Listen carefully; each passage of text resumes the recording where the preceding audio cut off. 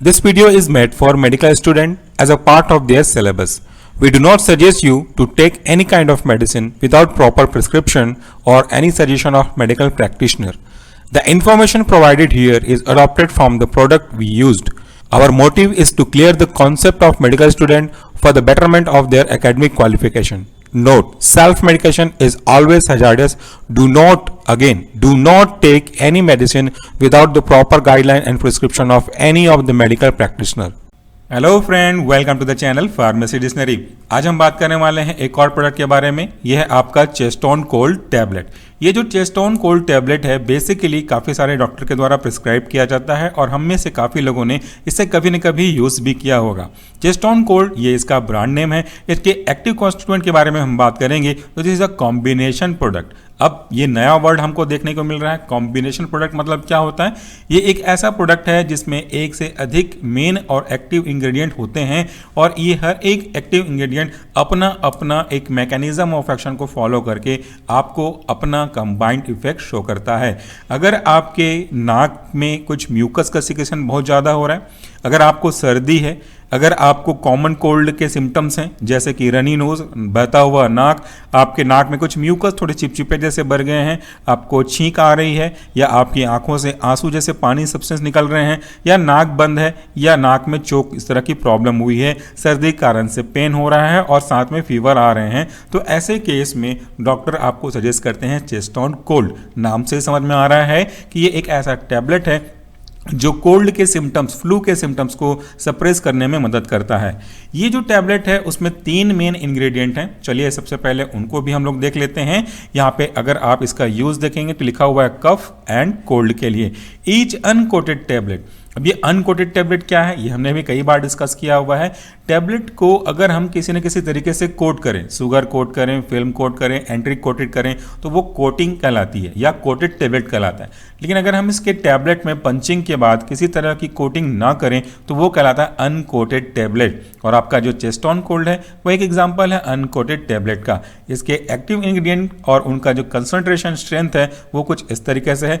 पहला है आपका सिट्रेजिन dihydrochloride which is based on IP। IP का मतलब होता है इंडियन फार्माकोपिया।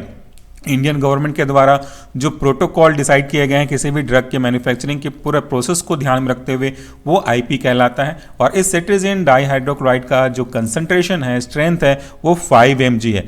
कंसंट्रेशन पे ध्यान दीजिएगा क्योंकि आने वाले वीडियो में हम सिनारिस के बारे में भी बात करेंगे तो दोनों में आप आसानी से कंपेयर कर सकते हैं।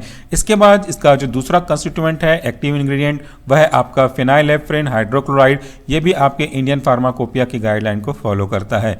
इसका जो स्ट्रेंथ है वह है 10 mg।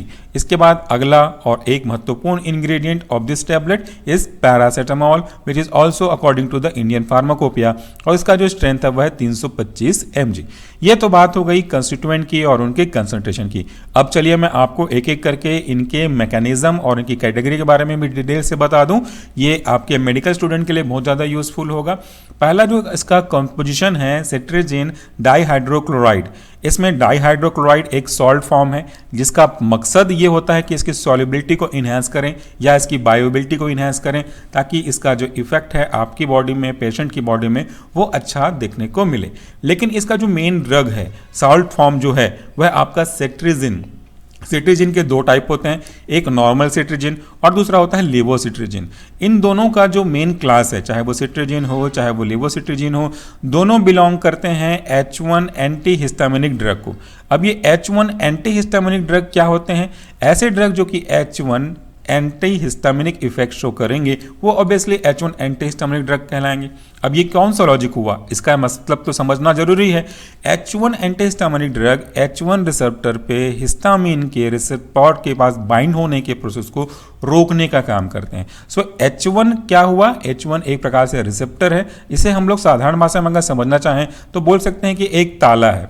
This is H1 receptor. इस ताले पे जब तक चाबी नहीं आके बाइंड होगी वो ताला खुलेगा नहीं और कोई भी व्यक्ति अंदर से बाहर, बाहर से अंदर मूव नहीं कर पाएगा। वैसे ही यहाँ पे अगर हम बात करते हैं तो दिस इज हिस्टामिन, जो कि एक इन्फ्लामेटरी मीडिएटर होता है जिसका काम एलर्जिक रिस्पॉन्स भी प्रोड्यूस करना होते हैं। तो जब कभी भी ये हिस्टामिन आपके इसी हिस्टामिन के टाइप 1 यानी कि H1 रिसेप्टर पे आकर के बाइंड होता है तो इसके कारण से हमको different types of allergic response देखने को मिलते हैं। इसी एलर्जिक रिस्पॉन्स के कारण से हमको रनी नोज, आपके नोक में स्टफी सब्सटेंस का एक्यूमुलेशन हो जाना, नाक का ब्लॉकेज हो जाना, आंख से पानी जैसा चीज़ निकलना, ये स्टार्ट हो जाता है। इसे हम कहते हैं allergic response just because of histamine. तो हम जब इस तरह की प्रॉब्लम को कम करना चाहते हैं, सर्दी में ये सिम्टम तो बहुत कॉमन ही होते हैं, सो हमको क्या करना होगा, हमको इस H1 हिस्टामिन के रिसेप्टर को ब्लॉक करना होगा। तो जब हम ब्लॉक कर देंगे इसका मतलब क्या होगा कि इस हिस्टामिन का आपके हिस्टामिन के रिसेप्टर पे जाकर के बाइंड होना नहीं हो पाएगा, यानी कि ताले पे जाकर के चाबी बाइंड नहीं हो पाएगी क्योंकि आपने उस जगह को ब्लॉक कर दिया जहाँ पे चाबी घुसती है ताले में। तो इस तरीके से हमारा जो सिट्रीजिन है वो काम करता है। सिट्रीजिन बेसिकली अलग अलग क्लासेस के होते हैं। अगर हम बात करते हैं लिवोसिट्रीजिन की तो ये सेकेंड जनरेशन का ड्रग है। सिट्रीजिन आपके डिफरेंट टाइप कैटेगरी के ड्रग को रिप्रेजेंट करते हैं जिसमें थोड़ी सी नींद आती है। साथ ही साथ एंटी हिस्टामिनिक ड्रग के साथ साथ ये एंटी कोलिनर्जिक रिस्पॉन्स भी प्रोड्यूस करते हैं, जिसके साइड इफेक्ट के रूप में हमको अगर देखना है ड्रग को लेने के बाद तो मुंह सूखने जैसे लगेगा, आंखों में थोड़ी सी कड़वाहट आने लगेगी, डाइजेशन थोड़ा सा दिक्कत कर सकता है। हालांकि ये सिम्टम बहुत जल्दी देखने को नहीं मिलते लेकिन एसोसिएटेड हैं, किसी किसी को देखने को मिलेंगे, बाकी ये सेफ है। तो ये हमको साइड इफेक्ट के रूप में देखने को मिलेंगे इस सिट्रीजिन के कारण से। नींद भी आएगी। तो हम कभी भी जब सिट्रीजिन लेते हैं, लिवोसिट्रीजिन में नहीं आती नींद साइकोलॉजिकल इफेक्ट को छोड़ करके, तो हमको हैवी मोटर ड्राइविंग नहीं करना है, किसी बच्चे को गोद में नहीं उठाना है, कोई भी ऐसा काम नहीं करना है जिस काम को आपका अलर्टनेस रिक्वायर्ड करता हो। जहाँ पे अलर्टनेस सब चीज़ें जरूरी होती हैं वहाँ पे हमको चीज़ों को अवॉइड करना होगा क्योंकि इससे आलसीपन, सुस्तीपन, थकावट महसूस होगी। अगला जो कॉन्स्टिट्यूएंट है वह आपका फिनाइलेफ्रिन हाइड्रोक्लोराइड 10 mg का कंटेंट है। ये फिनाइलेफ्रिन हाइड्रोक्लोराइड है क्या? जब हम बात करते हैं सर्दी की तो अक्सर आप देखते हो नाक चौक हो जाता है, नाक में इन्फ्लामेशन हो जाता है, लाल होने लगते हैं। इसके पीछे का कारण होता है कि वहाँ पे हमारा अल्फा रिसेप्टर रिस्पॉन्सिबल होता है। उस अल्फा रिसेप्टर के कारण से वो जो आपका नाक के अंदर ब्लड वेसल है वो डायलेट हो जाता है। डायलेट का मतलब है कि वो फैल जाता है। फैलने के कारण से जो नाक के पैसेज है, जैसे ये अगर ये वाला हिस्सा और ये वाला हिस्सा, ये आपकी नोस्ट्राइल है, इसमें से एयर का आना और एयर का जाना होता रहता है। अगर इसमें इस तरह की नोक ब्लॉक हुई क्योंकि आपका ब्लड वेसल फैल गया है, डायलेट हो गया है, तो पासेज हमको कम मिलेगा। सो फिनाइलेफ्रिन हाइड्रोक्लोराइड एक ऐसा ड्रग है जो अल्फा A1 रिसेप्टर एगोनिस्ट है, यानी कि अल्फा 1 के रिसेप्टर पे ये एगोनिस्ट का काम करता है। एगोनिस्ट की काम करने की वजह से ये जो आपका ब्लड वेसल डायलेट हुआ है इसको डायलेट से हटा करके कॉन्स्ट्रिक्ट कर देते हैं। देखिए डायग्राम को मैंने मिटाया हुआ है, कॉन्स्ट्रिक्ट कर देंगे तो इसके कारण से ये जो आपका पैसेज ऑफ नेजल कैविटी था जिसके कारण से एयर का मूवमेंट हो रहा था वो थोड़ा ज़्यादा मिलेगा और हम आसानी से नाक की ब्लॉकेज को रिलीफ प्रोवाइड कर सकते हैं। ये हमारे इस ड्रग के काम करने का तरीका है। अगला जो कंटेंट है वह है आपका पैरासीटामोल, और आप में से अधिकतर लोग जानते हैं कि पैरासीटामोल होता क्या है, काम क्या करता है। पैरासीटामोल एक NSAID कैटेगरी का एग्जाम्पल है। NSAID कहने का मतलब होता है non steroidal anti inflammatory drug. ये जो पैरासीटामोल है वो एक काफ़ी अच्छा एंटी पायरेटिक ड्रग है जो कि फीवर को ठीक करने में काफ़ी ज़्यादा मदद करता है। सो बुखार के केस में अक्सर सर्दी जुड़ा हुआ होता है, इसका वाइस वर्सा भी हो सकता है। सर्दी के केस में अक्सर बुखार भी आ सकता है। तो यहाँ पे दोनों केस में अगर बुखार है और यहाँ पे चूंकि ये NSAID कैटेगरी का ड्रग है तो ये हल्का सा आपके पेन को भी कम करने का काम करता है जो कि हेडेक जनरेट हो रहा है कोल्ड की वजह से। तो ये एक एनाल्जेसिक एंड एनाल्जेसिक के साथ साथ एंटीबायोटिक इफेक्ट भी शो करेगा आपका पैरासीटामोल। कैसे काम करता है? ये काम करता है आपके COX-2 के प्रोडक्शन को, COX-3 के सिंथेसिस को अफेक्ट करके इसको डिक्रीज करके, क्योंकि जो COX है, COX का पूरा नाम होता है साइक्लो ऑक्सीजनेस पाथवे, और इस पाथवे के फलस्वरूप आगे जाकर के बनता है प्रोस्टाग्लैंडिन। यही प्रोस्टाग्लैंडिन आपके लिए इन्फ्लामेशन और आपके लिए पेन का कारण बनता है। सो अगर हम उसके कारण को ही रोक दें तो फिर प्रॉब्लम तो सॉल्व हो ही गई। सो COX-3 के कारण से आगे जाके प्रोस्टाग्लैंडिन बन सकता था। सो हम यहाँ पे इसी COX-3 को पैरासीटामोल दे करके कम करते हैं, और ये लिटरेचर के नए और अपडेट इन्फॉर्मेशन के अकॉर्डिंगली है। तो हमारे 3 ड्रग यहाँ पे इस तरीके से काम करते हैं। इसका जो डोज है वो बेसिकली आपको कभी भी लीफलेट के पीछे, स्ट्रिप के पीछे लिखा हुआ नहीं मिलेगा। अक्सर आपको मिलेगा एज डायरेक्टेड बाय फिजिशियन, क्योंकि ये जो आपका टैबलेट है चेस्टोन कोल्ड वो शेड्यूल H कैटेगरी को बिलोंग करता है। शेड्यूल H कैटेगरी का मतलब होता है कि एक ऐसा कैटेगरी ऑफ ड्रग जिसको आप बिना किसी डॉक्टर के प्रिस्क्रिप्शन के किसी मेडिकल स्टोर से परचेस नहीं कर सकते। ये आपको तभी डिस्पेंस करेंगे मेडिकल स्टोर वाले फार्मासिस्ट जब आपके पास एक वैलिड और एक अलाइव प्रिस्क्रिप्शन हो। तो ये बड़ी अच्छी जानकारी हो गई, आपको जानने की चीज़ें हैं। लेकिन यहाँ पे एक चीज़ और आपको ध्यान रखना होगा, क्योंकि इस प्रोडक्ट में पैरासीटामोल कंटेनिंग सब्सटेंस है, पैरासीटामोल 325 mg है। सो जब तक ज़रूरत ना हो तब तक इसको यूज़ ना करें, क्योंकि पैरासीटामोल का जो एक्सेस डोज है वो धीरे धीरे करके आपके बॉडी में जमा हो सकता है और लीवर को प्रॉब्लम कॉज कर सकता है। इसीलिए जब तक ज़रूरत ना हो तब तक किसी भी मेडिसिन को यूज़ ना करें और बिना प्रिस्क्रिप्शन के तो बिल्कुल भी सेल्फ मेडिकेशन ना करें।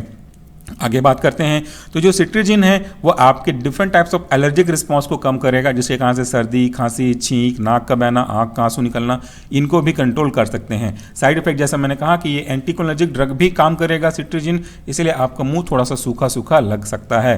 और आपका जो फेनाइलेप्रिन हाइड्रोक्लोराइड है इसके कारण से आपको थोड़े से हाइपोटेंशन की जगह हाइपरटेंशन फेस करना पड़ सकता है, हालांकि इसका कोई खास असर नहीं पड़ता है। तो ये कुछ बेसिक जानकारियाँ हो गई जो आपके चेस्ट कोर्स से रिलेटेड है। इसको चिल्ड्रन की पहुंच से दूर रखना है, हमेशा जो लिखा हुआ होता है वो हमेशा लिखा हुआ है। इस पर देखिए, taking more than daily dose of paracetamol may cause serious liver damage और एलर्जिक रिस्पॉन्स और reaction like swelling of the face, mouth, throat and different types of body. तो जैसा मैंने कहा कि अगर हम पैरासीटामोल को एक नॉर्मल डोज से अधिक लेते हैं तो वो हमारे लिए प्रॉब्लम कॉज करेगा। अब अगर आप ये वीडियो डायरेक्टली देख रहे हैं तो आपको पता नहीं होगा, क्योंकि हमने इसके पहले क्रोसिन के ऊपर भी पूरा डिटेल वीडियो डाला हुआ है, डोलो के ऊपर भी डाला हुआ है। पैरासीटामोल का कितना डोज सेफ होता है, अगर हम बात करते हैं पैरासीटामोल के 500 mg की जो जनरली मार्केट में आते हैं। सो पैरासीटामोल का 500 mg के स्ट्रेंथ का 4 टैबलेट आप दिन में मैक्सिमम ले सकते हैं। सो स्ट्रेंथ कितना हो जाएगा, 4 टैबलेट 500 mg का लेने पे 2000 mg। सो मैक्सिमम जो डेली डोज है सेफ का वो 2000 mg है। इससे अधिक आपको किसी भी हालत में एक्सीड करना नहीं है। इसका मतलब ये नहीं है कि इस लिमिट तक आप टच करके वापस आ जाएं। पैरासीटामोल को जब तक जरूरत ना हो तब तक बिल्कुल भी अवॉइड करें। ये इतना सिंपल ड्रग नहीं है जितना हम पीपल समझते हैं इस चीज़ को। तो ये आपके लिए एक अच्छी जानकारी हो गई, आई होप कि आपको काम आएगा। इसके बारे में और डिटेल दिया हुआ है, इसका मैन्युफैक्चरिंग डेट कब है, एक्सपायरी डेट कब है, बैच नंबर क्या है, लॉट नंबर क्या है और इसका जो प्राइस है वो क्या है। इसका प्राइस है बेसिकली 42 रुपये 50 पैसे आपके 10 टैबलेट के लिए। सो आज का ये जो टैबलेट था वो है चेस्ट ऑन कोल्ड, जो कि सर्दी और नाक बर्न, आंखों से पानी निकलना, एलर्जिक रिस्पॉन्स, इनके कारण से होने वाले तकलीफ को, कोल्ड और कफ को ठीक करने में मदद करता है। So friend, that's all for the day. Thank you so much for watching this video. Thank you and please do take care of yourself.